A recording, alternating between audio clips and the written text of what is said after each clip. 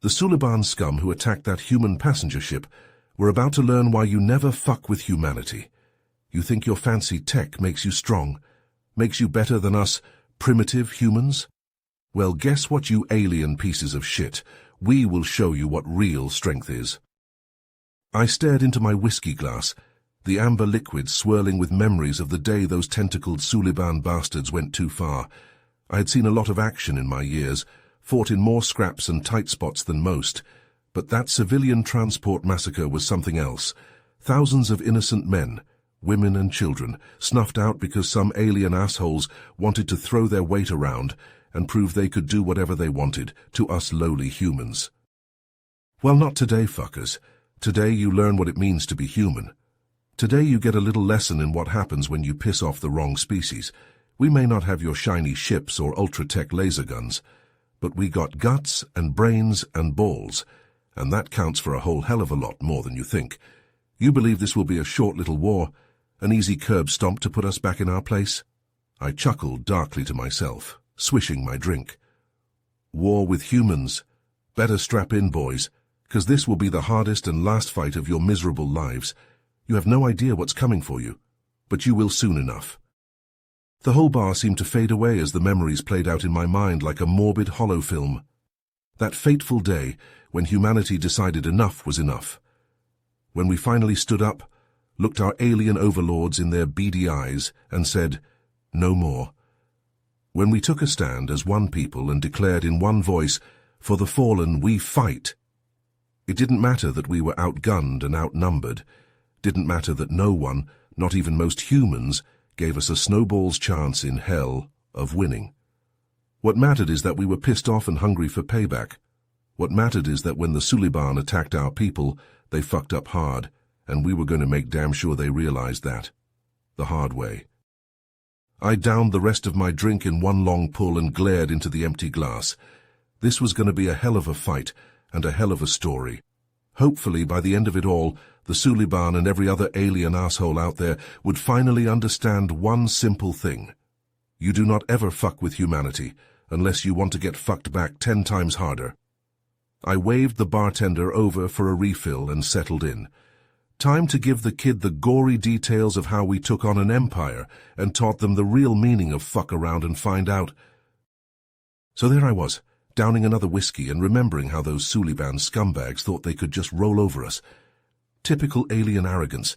They launched this massive invasion of our space, probably thinking it would be a cakewalk.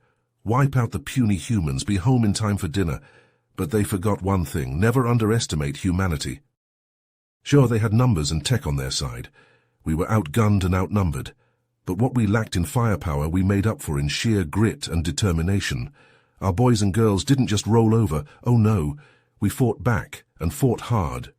Hit-and-run attacks striking from the shadows before vanishing into the black, death by 1,000 cuts. And that wasn't all.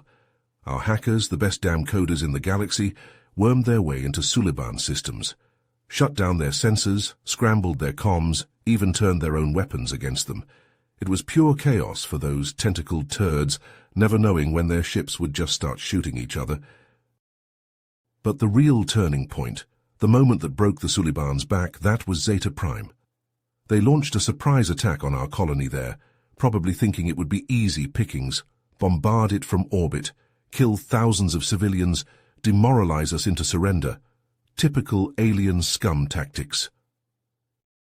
I was a fighter jock back then, had the privilege of flying in that furball. Let me tell you, it was the most intense damn thing I've ever been through, zipping through the atmosphere, engines screaming, dodging energy bolts and debris, going toe-to-toe with Suliban fighters, using our size and agility to stay in their blind spots.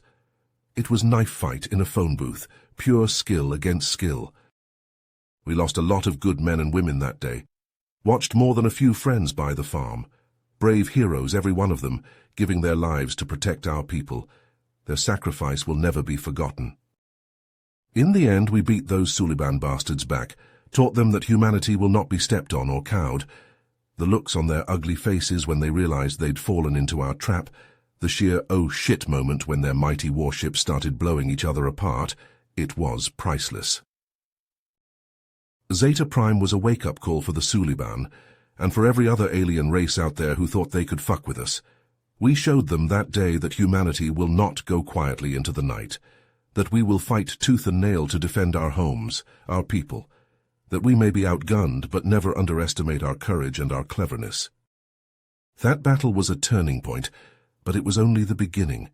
The Suliban didn't just pack up and go home after one black eye. Oh no, they were out for blood now. Couldn't let themselves be humiliated by us lowly humans. They doubled down on the invasion, throwing even more ships and troops our way. Wanted to drown us in bodies and bombs. But even after handing those tentacled bastards their asses at Zeta Prime, we knew this fight was far from over. The Suliban had an empire spanning half the damn galaxy and tech that still made our best shit look like sticks and stones. If we wanted to have any chance of winning this war, we needed to level the playing field. That's when the brass came to me and my team with a mission, a real do-or-die kind of job. Intel had gotten wind of some new Suliban superweapon they were cooking up in one of their top-secret labs. Something about artificial black holes, real end-of-the-universe type stuff. We had to get our hands on those plans or humanity was toast. Sneaking into the facility was the easy part. We managed to hijack one of their supply ships and bluffed our way past security disguised as the crew. But once we were inside, that's when the real fun started. The place was crawling with Suliban soldiers, all armed to the teeth. We split up, my team planting explosives around the facility to create one hell of a distraction, while I made a beeline for the main research lab. That's where I ran into him. Antares' dear old dad, one of the top eggheads in the Suliban Empire. The bastard was waiting for me, probably thought he could take me down himself. We squared off, fists flying, knocking over tables full of beakers and high-tech gizmos. He was good, I'll give him that, but he was no match for a pissed-off human with nothing to lose. A quick jab to the throat and a roundhouse to the head, and Papa Antares was taking a little nap on the floor. I jammed a data drive into the nearest console and started the download, praying to whatever gods were listening that my team had gotten the explosives set. The whole damn place started shaking as the bombs went off, alarms blaring so loud I thought my eardrums would burst. I grabbed the drive and bolted, sprinting through crumbling hallways as the lab collapsed around me. I barely made it to the hangar bay, leaping into the nearest Suliban fighter just as the roof caved in, blasted my way out of there like a bat out of hell, dodging falling debris and enemy fire. Those stolen plans turned the tide of the war. Our eggheads reverse-engineered the Suliban's black hole tech, even came up with ways to counter it. For the first time, we had a chance. We could hit the bastards where it hurt, take out their big, shiny toys, and show them that humanity wasn't going down without one hell of a fight. The tide had turned, and humanity was ready to take the fight right to the Suliban's front door. I took another swig of whiskey as I recalled the mission that struck at the very heart of our enemy, the one that proved nowhere in the galaxy was safe from human vengeance and human bullets. High Command had cooked up a plan so audacious, so balls-to-the-wall insane, that at first I thought they'd lost their damn minds. An infiltration mission, deep into Suliban territory. Not just any old target, mind you. We were going after their gods-forsaken homeworld, the belly of the beast itself. The objective was simple but far from easy. Sabotage their orbital defense grid, blow it to kingdom come. Create an opening for our fleet to come in and rain hell on those tentacled bastards. It was a suicide mission, plain and simple.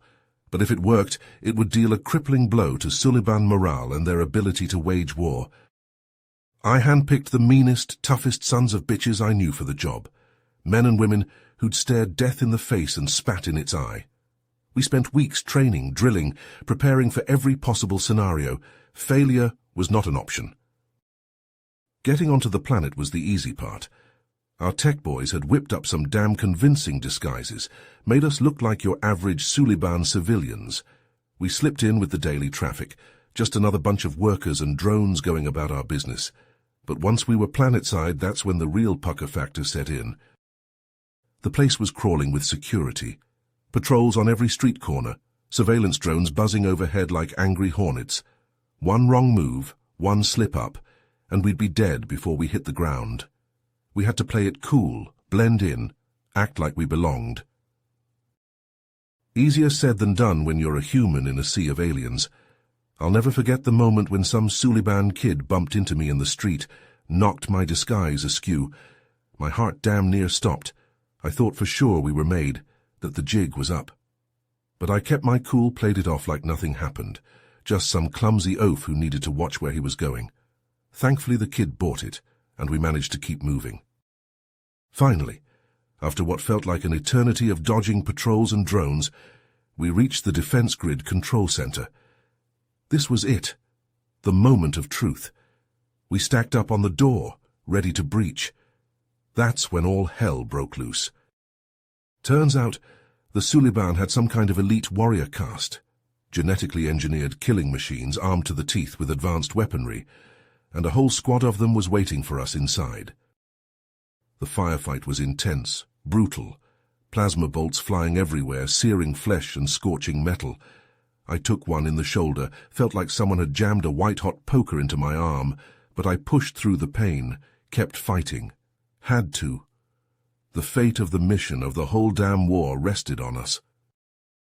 We lost good people in that room, brave men and women cut down in their prime, but in the end, through sheer grit and determination, we prevailed. The Suliban lay dead at our feet, and the control center was ours. I dragged myself over to the main console, blood oozing from my wound, vision blurring at the edges. With trembling hands, I planted the explosives, primed the detonator. This was it, the culmination of all our planning, all our sacrifice. I hit the button and the world went white. The explosions ripped through the facility, tearing apart delicate machinery and vital systems. Klaxons blared, emergency lights flashed. We'd done it. The orbital defenses were down. As if on cue, the human fleet arrived, dropping out of hyperspace like avenging angels. They opened fire, raining destruction down on the Suliban capital. Buildings crumbled, fires raged. It was a sight to behold. We barely made it out alive, extracted by a stealth ship as the city burned around us. I collapsed in the airlock, my vision fading, my blood pooling on the deck. But as I slipped into unconsciousness, I had a smile on my face. We'd struck a blow that the Suliban would never forget, shown them that nowhere was safe, that humanity would fight them to the bitter end.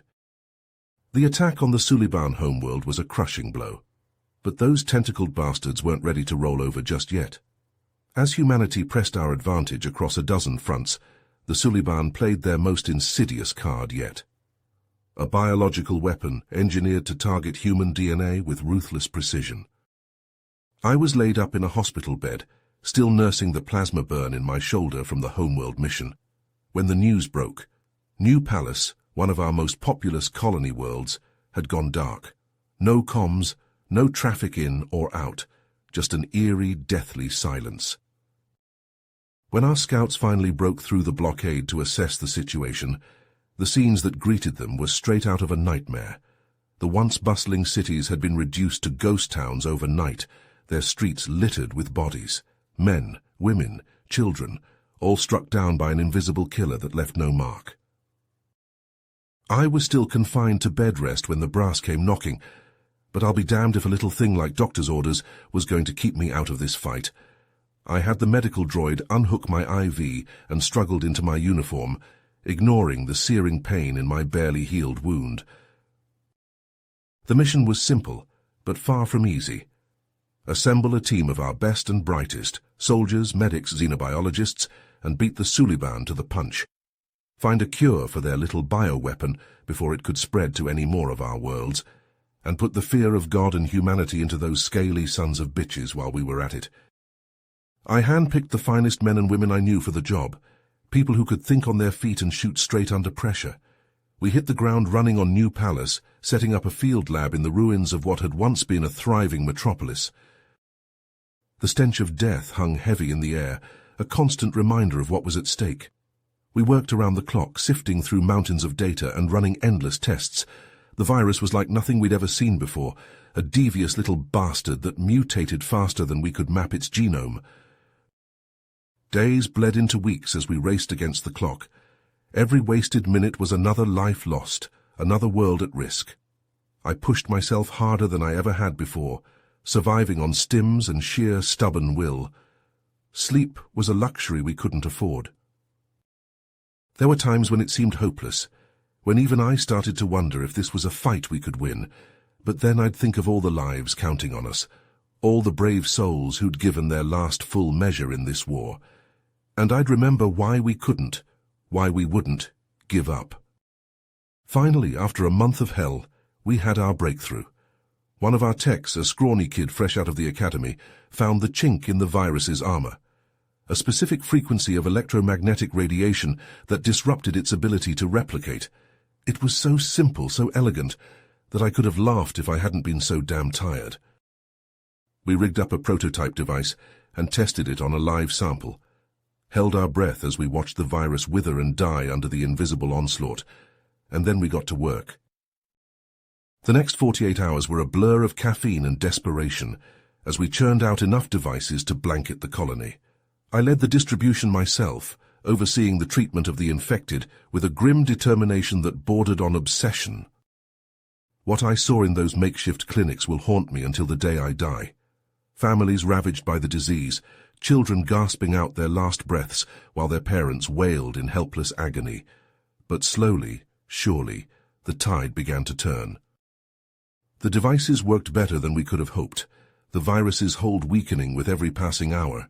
People who'd been at death's door began to recover, color returning to their pallid cheeks as the sickness retreated. Within a month, New Palace was officially declared virus-free. The Suliban's great bioweapon had been reduced to just another footnote in the history of their failure. But the damage had been done.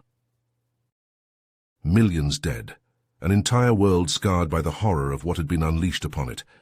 The fury that burned in the hearts of every human who saw those images, who heard those stories, was a fire that would not be quenched by anything less than total victory.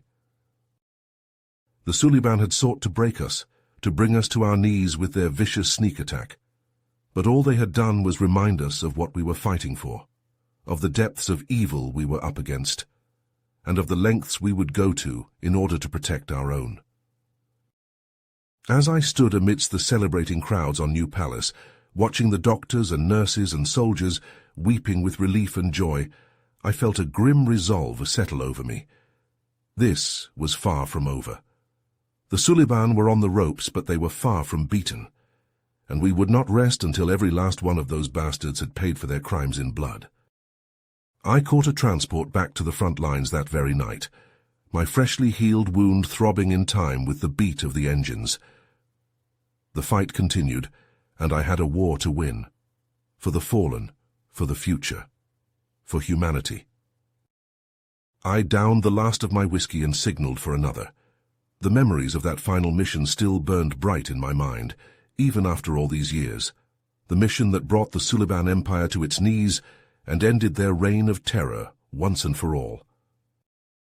With the virus outbreak contained, we knew we had to press our advantage. The Suliban were reeling, but they were far from beaten. We needed a knockout punch, something that would cripple their ability to wage war and bring them to the negotiating table. That's when I came up with the plan. It was bold, audacious, and more than a little insane, but if it worked, it would change the course of the war in one fell swoop. The target was the Suliban's central communications hub, a heavily fortified installation located deep within their territory.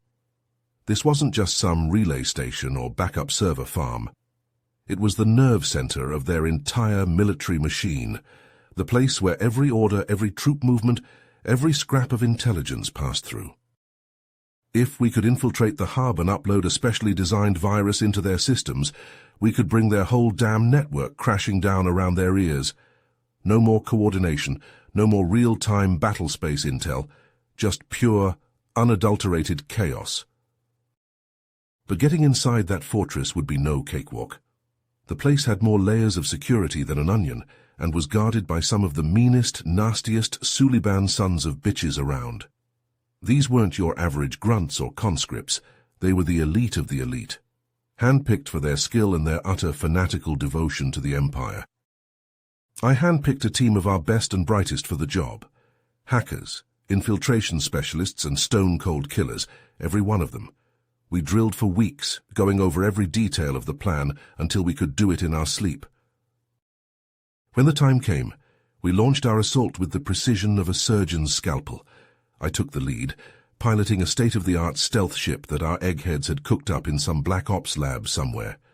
The thing flew like a dream and had a cloaking device that made us damn near invisible to sensors. We slipped past the hub's outer defenses like a whisper, hugging the contours of the asteroid it was built into. Once we were in range, we made our approach, matching our ship's EM signature to the regular traffic to avoid triggering any alarms. The first few minutes were tense as hell, every heartbeat thundering in our ears as we waited for the inevitable shout of alarm or burst of weapons fire. But it never came. We'd timed our arrival to coincide with a shift change, and the soldiers were more focused on getting to their bunks than watching for intruders. We made our way deeper into the facility, following the route we'd memorized from stolen blueprints and intercepted transmissions. Twice we had to take cover as patrols passed by, huddling in the shadows with our breaths held and our fingers on our triggers. But we managed to stay undetected, moving like ghosts through the corridors until we reached the central control room.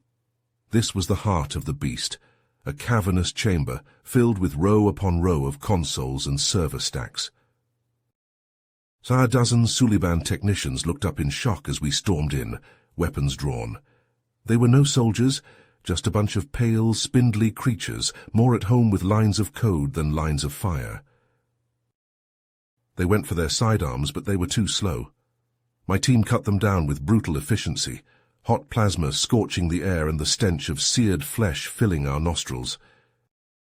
But one of the bastards managed to trigger an alarm before we could put him down.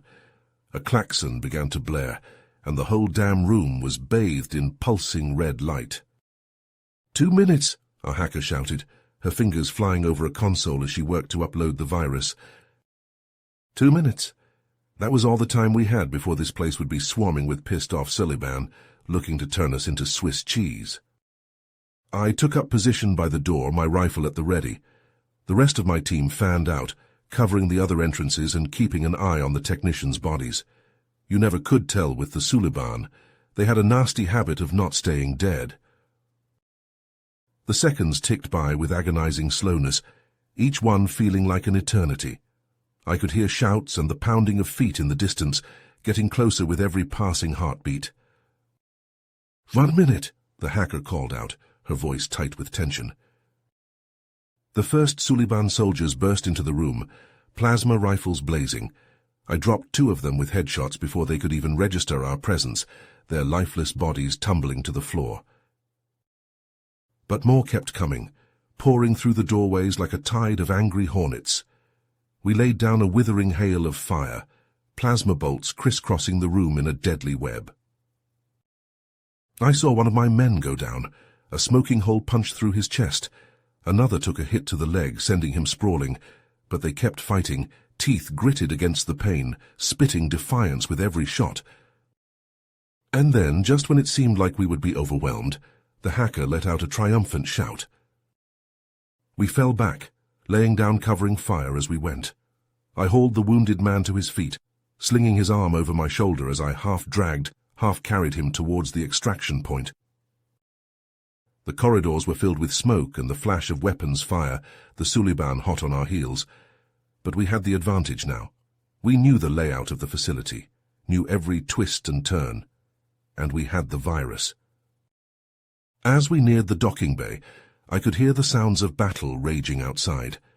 The human fleet, alerted by the virus's activation, had begun their attack, hammering the Suliban defenses with everything they had. We burst out onto the landing platform, plasma bolts sizzling past our ears. Our ship was waiting, engines hot, ramp lowered. We piled on board, the hatch sealing behind us with a hiss. As we rocketed away from the installation, I watched through a viewport as the virus took hold. The Suliban's communications array, a vast network of dishes and antennas, began to flicker and spark. And then, in a burst of blinding light, it exploded, raining debris down onto the asteroid's surface. The rest of the fleet pressed their advantage, striking deep into Suliban territory. Without their comms network, the bastards were blind and deaf, unable to coordinate a defense. Their ships fell out of formation, their ground troops scattered and confused. Cat was a rout, a slaughter. The Suliban Empire, once so proud and so fearsome, crumbled like a house of cards.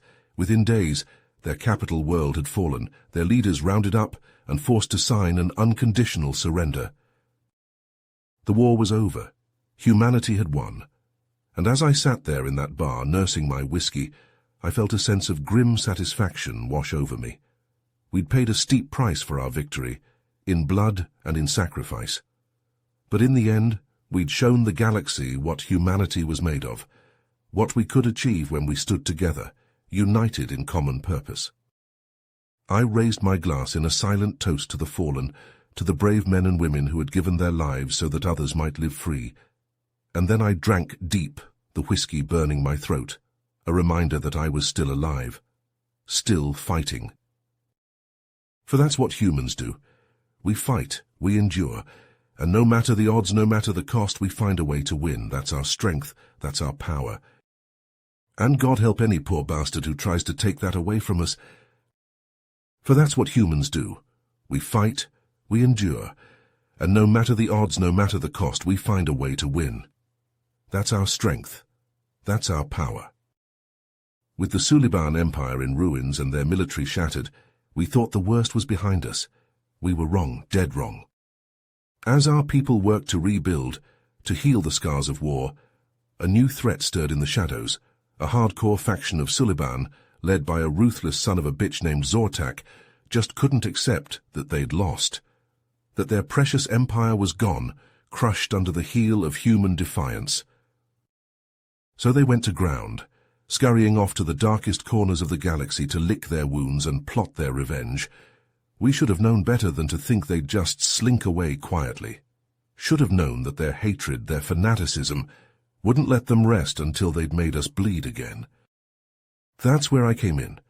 The brass tapped me to lead the hunt for Zortak and his band of die-hard holdouts, gave me carte blanche to assemble a team of the meanest, toughest, smartest soldiers and spooks we had. The best of the best, because nothing less would do against an enemy like this. We chased those Suliban bastards from one end of the galaxy to the other, through the seedy underbellies of frontier space stations, across the blasted wastelands of dead worlds. Anywhere they could hide, we followed, always just a step behind. It was grueling work, tracking an enemy who knew they were being hunted. They were fast and they were cunning, always seemed to slip away just when we thought we had them cornered.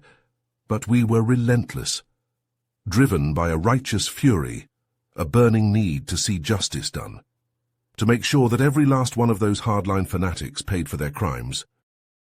And pay they did. We ran them to ground on a dozen worlds in 100 firefights and close-quarters brawls. Zortak's followers fought like demons with all the zeal of true believers. But in the end, it wasn't enough, not against the skill and determination of my team. We whittled them down bit by bit, cut off their supply lines, took out their leaders one by one. It was a long, brutal campaign, fought in the shadows and the silence of deep space. But we never wavered, never lost sight of our goal. The end came on a nameless rock on the edge of civilized space. Zortak had holed up there, in a fortified bunker buried deep beneath the planet's surface, planning his final stand, his last bid for revenge against the humans who had destroyed his dreams of conquest. We hit that base like the fist of an angry god, blasted through their defenses, carved a path of destruction right to Zortak's doorstep. Every step was bought in blood, every inch of ground paid for with the lives of good men and women, but we pressed on, implacable, unstoppable. In the heart of the base I found Zortak waiting for me. The bastard had decked himself out in some kind of powered battle armor, all gleaming black metal and crackling energy fields. He came at me like a freight train, fists and energy blades lashing out in a blinding flurry. It was like trying to fight a force of nature, all rage and roaring fury.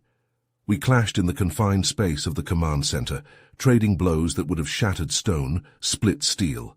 The air sang with the sizzle of energy weapons, the crackle of overloading circuitry. For a moment, I thought the Suliban warlord might actually win, might crush me beneath his armored bulk and claim his revenge. But then I remembered what I was fighting for, what we had all fought for, through all the long years of this bloody war. I remembered the fallen, the sacrifices made, and I found a reserve of strength I didn't know I had. I pushed back against Zortak's onslaught, found the chinks in his armor, the gaps in his defenses, and I pressed my attack, hammering at him with everything I had. In the end, it was over in a heartbeat, a lucky blow, a momentary lapse in Zortak's guard.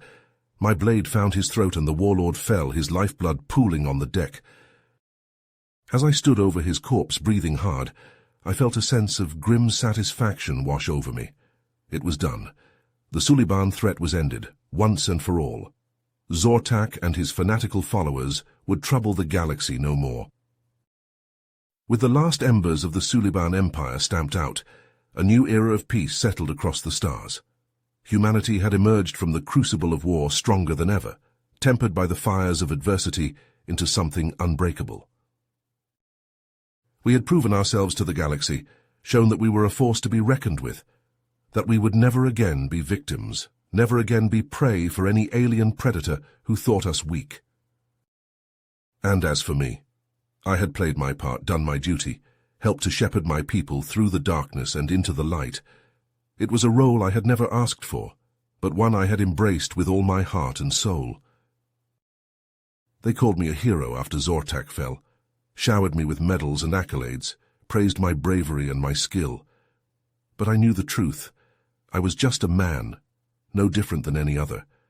A man who had fought and bled and lost, all in the name of something greater than himself. Because that is the human way, to stand, to fight, to endure, to face the darkness head-on and to defy it with every fiber of our being. That is our strength, our power, and it is a power that will echo through the ages, as long as there are humans to carry the torch of defiance against the night. As the dust settled from our final confrontation with the Overmind, a new dawn broke across the galaxy. The once enslaved races, now free from the yoke of their ancient oppressor, looked to humanity with gratitude and newfound respect. We had done the impossible, defeated an enemy that had terrorized the stars for millennia. But our work was far from over. In the wake of the Overmind's destruction, the galactic community came together like never before. Old rivalries were set aside, past grievances forgiven. The shared trauma of the Phantom War had forged bonds stronger than any mere political alliance. Together we set about the task of rebuilding, of healing the wounds that the conflict had left behind. But even as we celebrated our hard-won peace, a new mystery began to unfold. Reports started filtering in from across the galaxy of strange artifacts being unearthed on distant worlds, ancient relics, imbued with a power that defied explanation. It didn't take long for the brightest minds in the galaxy to make the connection. These artifacts were somehow linked to the Overmind. I remember the day I got the call. I was enjoying a rare moment of respite, watching the sun set over the newly rebuilt capital city of Earth. The voice on the other end of the line was one I hadn't heard in years, Admiral Zara Nexi, my old comrade-in-arms from the Phantom War. "Donald," she said, her tone grave, "we need you again." And so, once more unto the breach, I assembled a team of the best and brightest from across the galaxy. Scientists, soldiers, diplomats.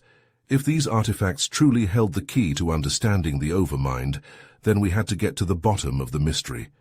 The fate of the galaxy could depend on it. Our quest took us to the far reaches of known space and beyond, to worlds that had been lost to the mists of time, their secrets buried beneath the dust of ages. We unearthed artifact after artifact, each one a piece of a vast and inscrutable puzzle. With every discovery, the picture became a little clearer. These relics were not just tools, but components of something far greater.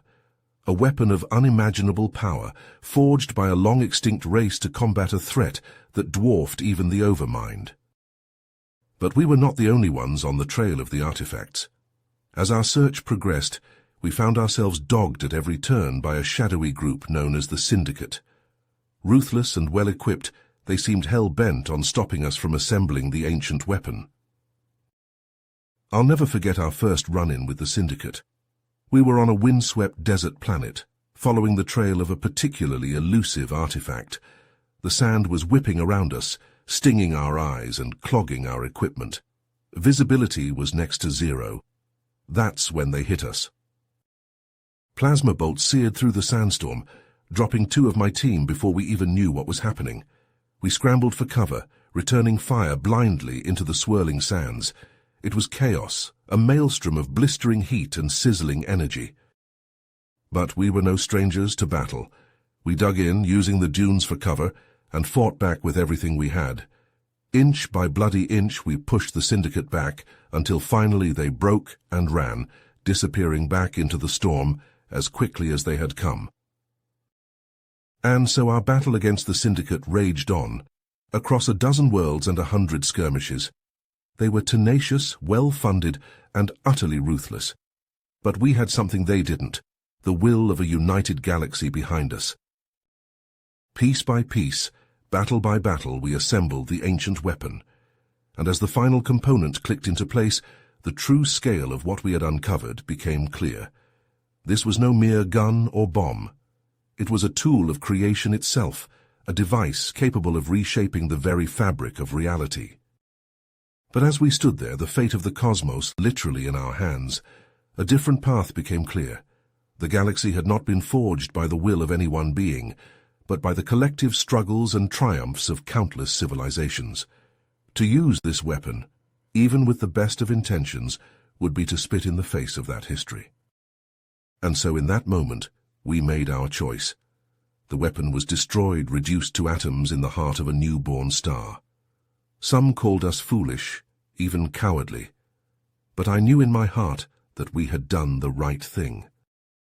The galaxy would chart its own course for good or ill, and we would face whatever challenges lay ahead, as we always had, together, united by the bonds of friendship and common cause that had been forged in the fires of war. As I sit here now, looking out over a peaceful, prosperous galaxy, I can't help but feel a sense of pride. We had been tested, again and again, and we had not been found wanting. The road ahead would be long, and no doubt filled with new trials and dangers. But I knew that as long as we held fast to the ideals that had brought us this far, there was no obstacle we could not overcome. For we were more than just soldiers or politicians or scientists. We were the guardians of a dream, the protectors of a vision of a galaxy where all beings could live in harmony and mutual respect. As Donald and his team stood before the ancient weapon, a sense of awe and trepidation hung in the air. This device, forged by a long-extinct race to combat an unimaginable threat, held the power to reshape the very fabric of reality. It was a responsibility that weighed heavily on their shoulders. But as they prepared to carry out their fateful task, a sudden commotion erupted behind them. Dr. Ilara Vox, one of their own, had turned her gun on her erstwhile comrades. Her eyes gleamed with a mad fervor as she declared her allegiance to the Syndicate. "Fools," she spat. "You would destroy our only chance at true power? I won't allow it." Before anyone could react, Vox lunged for the weapon's controls. Her fingers flew across the console, inputting commands with a speed born of desperation. The ancient device thrummed to life, its energy building to a crescendo. Bolts of searing light lanced out, striking the assembled heroes. Men and women screamed as the weapon's power ravaged their bodies, searing flesh and shattering bone. In the midst of the chaos, Donald staggered forward, his body racked with pain. He had been closest to the weapon when it activated and had borne the brunt of its fury. His skin blistered and cracked, his muscles spasming uncontrollably. But even as his life ebbed away, Donald's thoughts were not of himself but of the future. With a trembling hand, he grasped the arm of Raven Xiao, his most gifted and trusted protégé. "Raven," he gasped, his voice a hoarse whisper, "you must finish this. Destroy the weapon. Don't let it fall into the wrong hands." Raven, tears streaming down her face, nodded in understanding. She gripped her mentor's hand tightly, feeling the life drain from his body. "I will," she promised. "I swear it." With a final shuddering breath, Donald Ross, the man who had led humanity through its darkest hour, passed from this world. Raven bowed her head in grief, her heart heavy with the weight of her loss. But there was no time for mourning. Dr. Vox, her face twisted in a triumphant sneer, had taken control of the weapon. Its energy pulsed and crackled, ready to be unleashed upon the galaxy once more. Raven rose to her feet, her grief transmuted into a cold, implacable fury. She rallied the survivors of Donald's team, those who had not been struck down by the weapon's power. Together they launched a desperate assault on Dr. Vox and her syndicate forces. Plasma bolts split the air, sizzling past Raven's head as she charged forward. Her comrades fell around her, cut down by the ruthless precision of the enemy's fire. But Raven would not be deterred. With single-minded determination, she fought her way to the weapons control platform, where Dr. Vox waited with a cruel smile. The two women clashed in a brutal hand-to-hand battle, trading blows with a savagery born of desperation. Dr. Vox was a formidable opponent, her body augmented by syndicate technology. But Raven's fury lent her strength, and her skills had been honed by years of training under Donald's tutelage. In the end, it was Raven who emerged victorious. With a final devastating blow, she sent Dr. Vox tumbling from the platform, her body broken and lifeless. Raven stood alone before the ancient weapon, her breath coming in ragged gasps. The power to reshape the galaxy was at her fingertips. She could use it to create a new order, one in which humanity reigned supreme. But as she looked down at the fallen form of her mentor, Raven knew what she had to do. With a heavy heart, she input the final command sequence, setting the weapon to self-destruct. As the countdown began, Raven closed her eyes, picturing Donald's face in her mind. "For you," she whispered, "for all of us." The ancient weapon exploded in a blinding flash of light, its energy consuming everything in its path. Raven disappeared in the maelstrom, her body vaporized by the unimaginable power she had unleashed. In the aftermath of the battle, the galaxy struggled to come to terms with what had happened. The alliance that Donald had worked so hard to build lay in tatters, its members retreating to their own worlds to lick their wounds. The Suliban, once a proud and mighty race, were reduced to a shadow of their former selves. Their homeworld lay in ruins, their people scattered to the winds. And humanity, triumphant but battered, grappled with the loss of its greatest heroes. Donald Ross and Raven Xiao had given their lives so that others might live, and their sacrifice would never be forgotten. As the dust settled and the galaxy began to rebuild, one thing became clear. The scars of the war would linger for generations to come, but so too would the legacy of those who had fought and died for the cause of freedom. The old man paused, his eyes distant as he lost himself in the memories of a lifetime ago. The young Suliban soldier sat in silence, absorbing the weight of the tale he had just heard. "In the end," the old man said softly, "we all paid the price for our mistakes. Human, Suliban, it didn't matter. We let our differences divide us, and it nearly destroyed us all." He fixed the young soldier with a piercing gaze. "But you and your generation have a chance to do better, to learn from our failures and build a galaxy where all races can live in peace and unity." The Suliban nodded slowly, his expression thoughtful. "I understand," he said. "Your story, it will not be forgotten. I will make sure of that." With a final nod of thanks, the soldier rose to his feet and strode from the bar, his mind awhirl with the lessons of the past. The old man watched him go, a faint smile playing across his weathered features. The struggle was far from over, he knew, but as long as there were those willing to learn from the mistakes of history, there was still hope for the future. You have reached the end of the story. If you enjoyed this story and want to support us, please leave a like and subscribe to our channel, and for every comment that says 88, I will heart every single one of them. Thank you for your time.